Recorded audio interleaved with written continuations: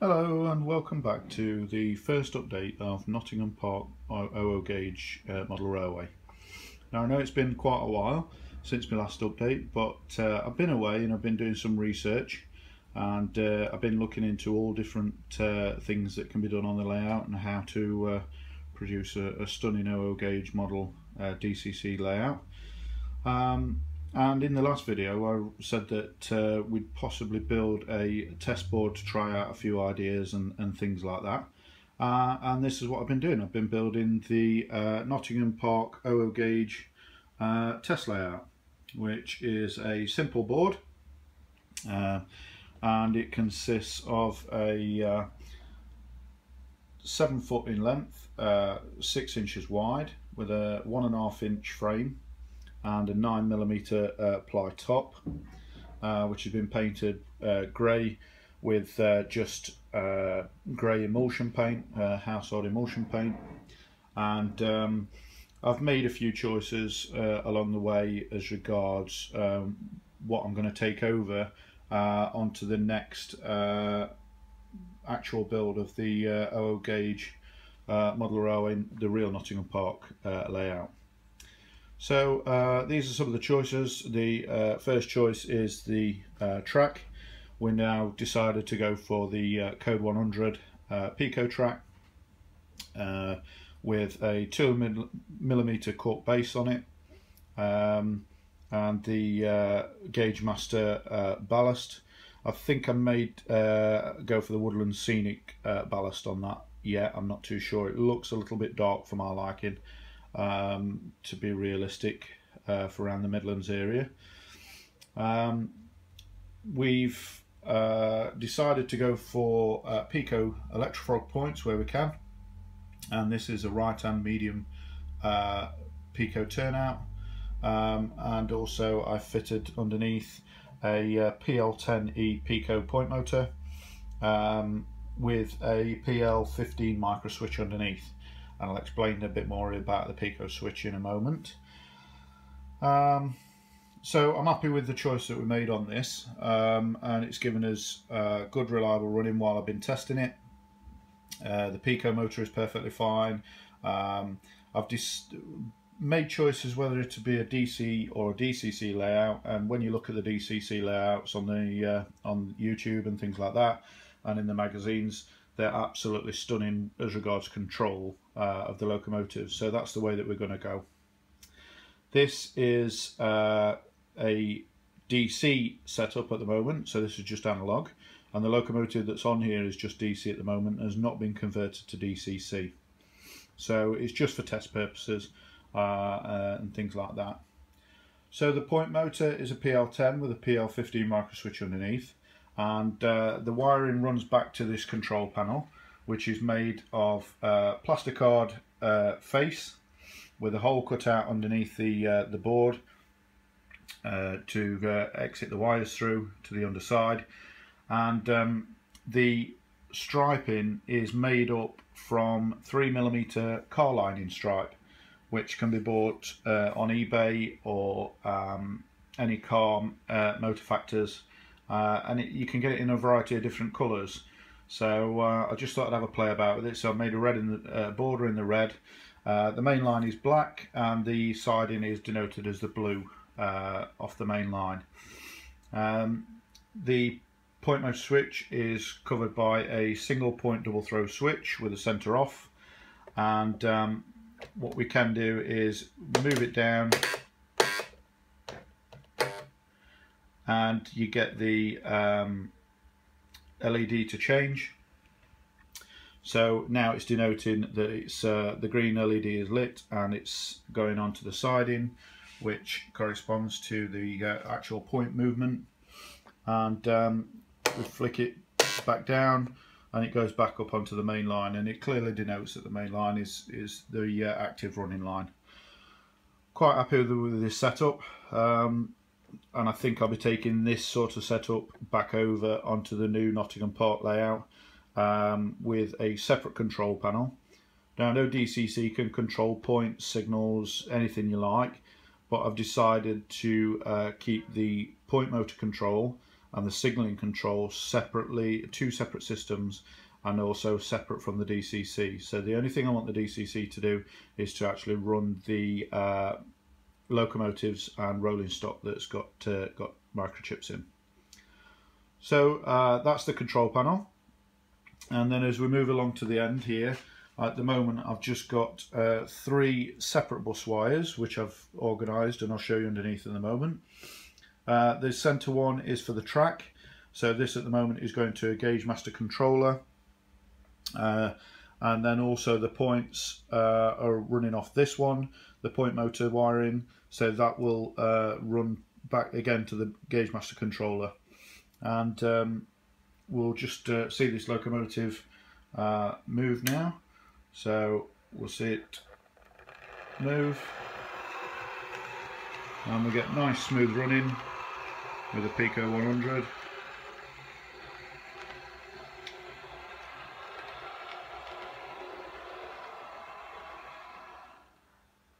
And we'll bring it back the other way.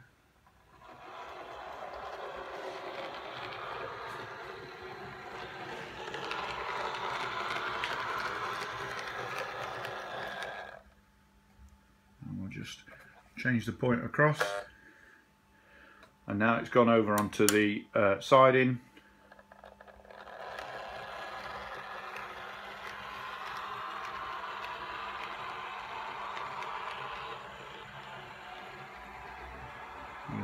Nice steady running. So I ballasted the track on the test layout just to get a feel for how to ballast and things like that. I've learned stuff on this one that I wouldn't take or will take across to the layout. So this is what I've been up to while I've been away. Also been making plenty of other choices as well as regards layout and things, and also building the actual frame of the model railway, which will be in a further update. I'll also later on in this video be looking at the choices why I didn't go for a particular point motor against another one, and things like that. So I'll be showing you that later on in the programme. The locomotive, a bit of artistic license, because it is a modern era model railway that we're trying to predict in the East Midlands, which obviously wouldn't have a LMS Ginty on the layout, but the layout incorporates a preserved steam railway line, so this is perfect for that. So that's why we've got that. And this locomotive will be getting the DCC treatment with sound and also lighting and detailing, which will be in a later video later on. So we'll go and have a look at the different choices now, and we'll have a look at the extra choices of what we can produce. So that's what I've been up to. Hopefully the videos will come a little bit more regular now than not 9 months apart. So people who subscribed, sorry about that, it's been such a long wait for the next update. But work commitments and finding time to do that in the garage. But hopefully this has spurred me on now to try and get something else done. We'll just have a quick look under the board. So I'll remove this, and this will show us underneath. So this is the 1.5 inch frame that we've got here, and I've through the centre pivot frame strengthening struts I've put 3 holes, and as you can see we've got 3 lots of bus wire. And what we've done is the centre one is the track power, so we've just got the Scotch lock clips around the bus wire there, and that goes up to the track. The feeder's on the track. And then this one here is the point motor bus wire, and as we move along to the point, we've now got we can see the peco PL10 with the peco PL15 microswitch in there. And that the wire there goes through to the electrofrog point. The third one that's not used at the moment is basically I put that in just in case I wanted to try any signalling on the layout or test signalling. I have been looking at the signalling while I've been away and doing some research on it. I'm not too sure of which signals to go for yet as regards the manufacturer, whether it be Econ or CR signals or Berco. But what I am looking at is the control mechanism by them, and I think the way to go at the moment, I'm going to do a bit more research into it, is the Heathcote electronic boards. Dean Park Station has them, and they seem to work perfectly fine, and you can create quite complex junctions with automatic signalling control with them boards. So I think that may be the way to go as regards to signalling, but everything on the real Nottingham Park layout will run on separate bus wires. So there'll be a separate bus wire just for the track, a separate bus wire for the point motor control, a separate bus wire for the signalling control, and then there'll be a separate accessory bus wire for building lighting, station lighting, and vehicle lighting. There are easier ways of doing that, and don't get me wrong, but this is the way that I want to do it, and this isn't neat, this is scruffy by my standards, but I've decided that this is the way that I want to go, and if you get any faults on it, they're easier to diagnose the systems because they're on their own separate bus wires at the time. So that's the way to go, I think, with me, and that's it. That's the underside of the control panel. You can just see the LED light in there, and the single point double throw switch. Again, the space is quite compact underneath here because it's only 6 inches wide, but we've managed to cram a hell of a lot in for what to achieve. So I'd like to know your thoughts, what you think's good, what you think's bad, and we'll be able to get on to the next building phase of the layout. So this is a quick look at the Seep PM1 motor. This was the very first point motor that I purchased and to put on the test layout to see how I got on with wiring up the point motors.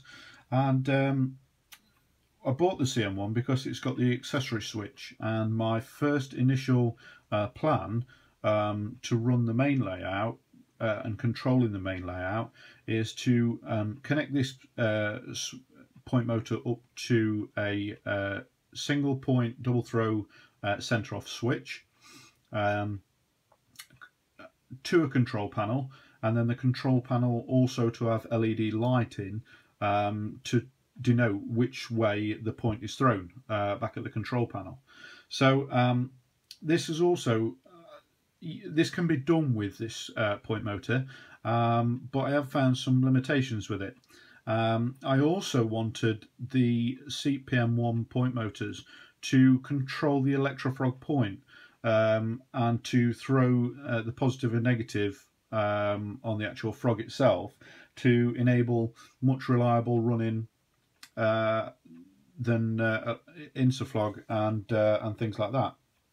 So this is a wiring diagram that I got off the internet, And basically what this does, it shows that we've got the single point double throw switch with the center off, and we've got a supply going into the center pin of the switch, and then we've got two terminals off the back of the switch that run to the point motor on terminals A and B, and the current flows up through A, through the point motor, and obviously magnetizes the pin, pulls it towards it, and then the earth return is on the common and goes back to the supply. So there's only 3 terminals on the PM1 that actually make this point motor actually move. The other 3 terminals, D, E and F, are to control, this is what the part of the accessory switch in the PM1, and F is being shown here as controlling the electrofrog, the actual polarity of it, and D, E and F will go to the track supply, the positive and negative on the track supply, which obviously in turn changes this polarity. That's fine, and this setup enables us to control the electrofrog.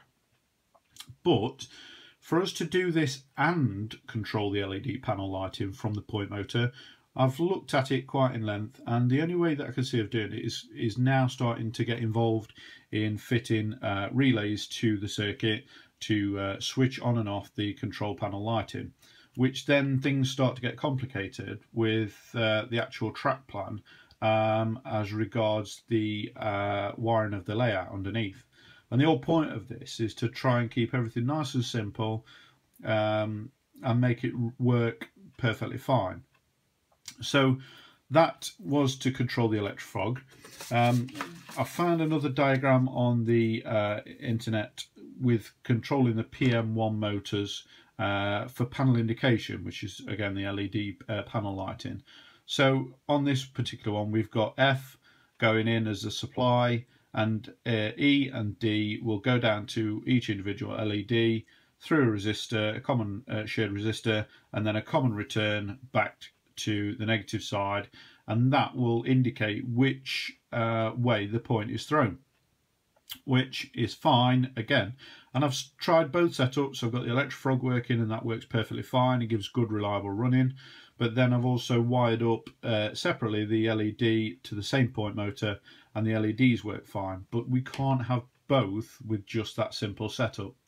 So I feel as though there's one major drawback to this this point motor. So the other option that we're going for is the peco PL10 with an accessory switch fitted to that. It's not the PL13, it's called the PL15 accessory switch, and we'll look at, in more detail at that point motor. So that's, like I say, there's nothing wrong with this.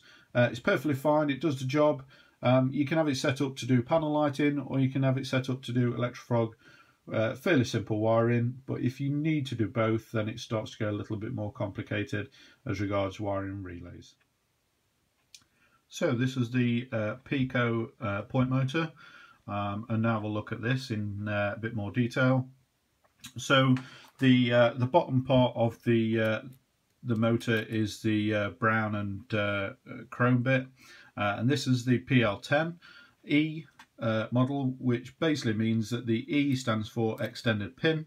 So the pin is slightly longer, so if you've got a thicker baseboard or something like that, then it can cope with it no problem. This hasn't been wired up yet. This is just literally out of the packet. It's very similar to the seep PM1 motor on how it's wired up. In fact, it's slightly more simple, I think, in my opinion. Peco stands for itself. They've been doing these motors for years, so the reliability and quality of them is second to none. With just the point motor, we can control the point, no problem. But with the PL10E, we're unable to control the electrofrog side of the point or the panel indication. So Peco have come up with a range of switches, accessory switches, to enable us to do this. Now, I've just had a look at on the internet, and we've come up with a wiring diagram. Now this is a point operation for the LED indication, and basically what this is a single point double throw switch again, just like on the seep point motors. We've got 2 wires going down to each side of the point motor coils, and then on this one we can connect up just a small jump link cable back round onto the earth side, the common shared earth, and back to the unit. Now this is saying a CDU at the moment if fitted on this diagram. Basically it's capacitor discharge unit. We're not going to wire up a capacitor discharge unit on the test layout because there's only 1 point motor and it's just to play about and test. But on the Nottingham Park main layout, I feel as though a CDU would be beneficial for the amount of point motors that we've got fitted there. So the eventual setup would, these wires would return and exit a CDU unit. So going back to the point motor, so this is just a simple setup to operate the point motor, to throw the point left or right. The top part of the right hand diagram is showing a PL13 accessory switch fitted on the point motor. Now this can control an accessory either electrical frog point or panel indication lighting like it's showing here. Again, it can only do one option at one time, so it's exactly like joining this and this together to make a seep PM1 motor. So you can either do either or without complicated wiring. So what I've done a bit of research, and I've decided to go with the peco PL15 accessory switch. And basically what this is, I'll show you actually on the control unit on the point motor itself. And this is fitted to the top. It can be fitted to the bottom of the switch, but I've decided to fit it to the top because there is miting screw holes in the accessory switch to do it. And basically the switch is thrown by the centre pin, and I don't know if you can see that or not, but if I throw it to the left, you can see the contact there, and if you throw it to the right, you can see it on the other switch moving. It looks fairly complicated when initially, if you're scared of electrics and things like that, but when you actually look at a wiring diagram for it, it's not too complicated at all. It's quite simple, and I'll show you on a diagram now. So the diagram that we've got for the PL15 basically is this enables me on the Nottingham Park test layout to control the electrofrog point control and also the LED panel lighting, all from 1 point motor. And the wiring that you can see at the top is just solely coming off the PL15. There would be extra wires coming off the actual point motor itself, going to the control of the point motor. But we're interested in the top part at the moment. So centre pin comes from the electrofrog into one side of the switch.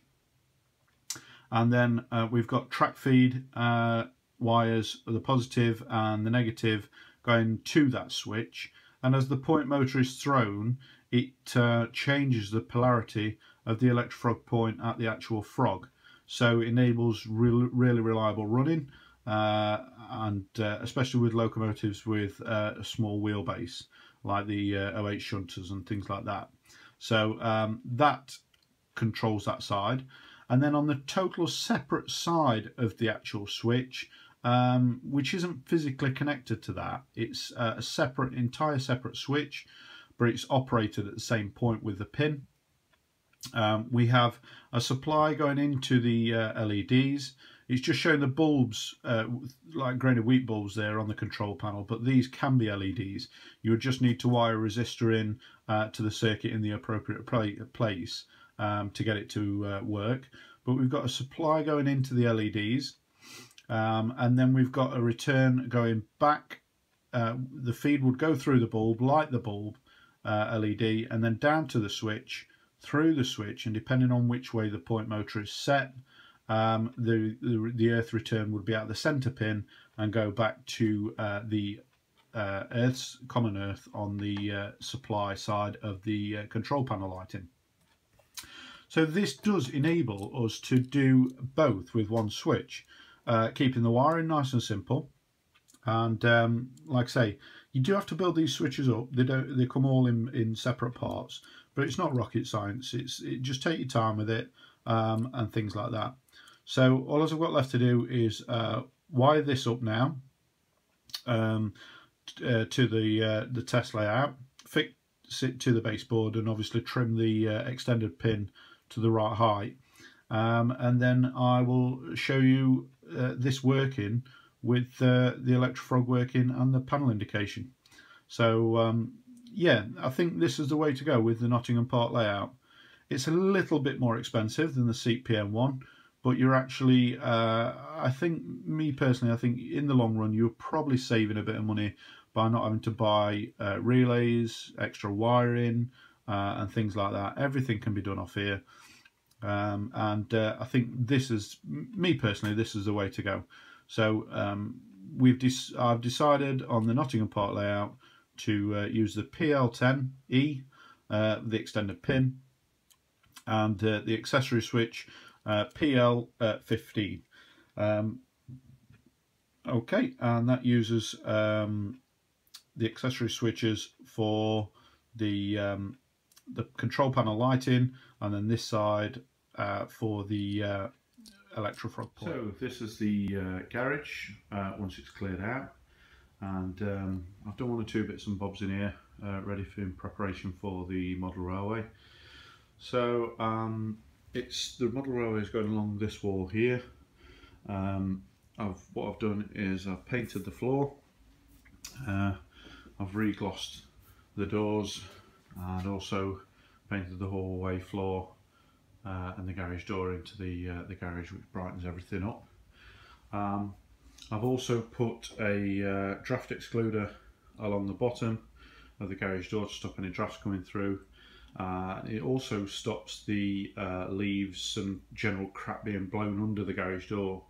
And since I've done that and painted the floor, I've left the garage completely empty like this for at least a good 3 weeks, and nothing else has come under the garage door, so that's worked out pretty well. You can get them off eBay. They're readily available, just garage door excluder if you're thinking about putting a model railway in a garage. I've also put garage door excluders up the sides of the garage and one across the top as well, and back down the other side. So the garage isn't completely sealed. You can still get a small draft in places, but it's vastly improved from what it was before. So that's all done. Like I say, the garage floor is just normal garage floor paint. Just damn good clean before putting it down. Left it down and then didn't stand on it for about 2 weeks or so. So we are now ready for fixing the bottom stud-work frame along this wall here, and I'm going with the construction of building a solid wood frame along the entire back wall length of the garage, and then fixing building separate baseboards to just rest on the top once we get all the levels correct. That way that we can move the baseboards back if needed. So that's the plan. Also, I've built a small workstation area out of 4-inch wide wood, and still needs finishing off, but I've put a power supply into it. I'll go into further detail in another video as regards that, what we're going to do with that. And these are going to be small areas for all my tools, modelling tools, paints and things like that. At this end here, it's got rubbish on it at the moment that needs sorting out, but these 3 shelves I'll put tracked in these shelves here, and this is a sort of like a waiting area for rolling stock locos that are either in the middle of process of having work done, or scenic items that are having work done that's not yet finished, and just want to put them out of the way while the paint dries or something like that. So that's how far we've got at the moment, and yeah, it's coming along nicely. It's slow progress, but I'm enjoying it. And like I say, the big task now is just getting on with the model railway there. So we'll see you later.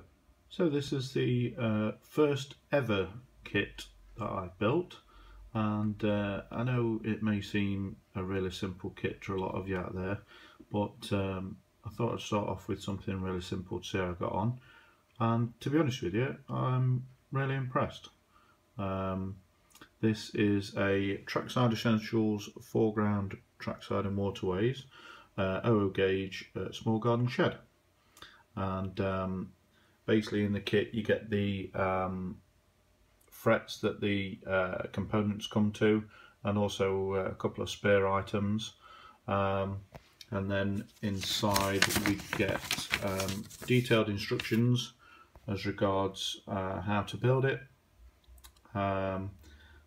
The only thing you've got to do, make sure to make it a little more realistic, is just make sure you get rid of all the burrs off the edges of the actual components as you take them out. But it's like a fiberboard kit, cardboard stroke fiberboard kit, so just a sharp craft knife will take off the edges, bit of sandpaper, job done.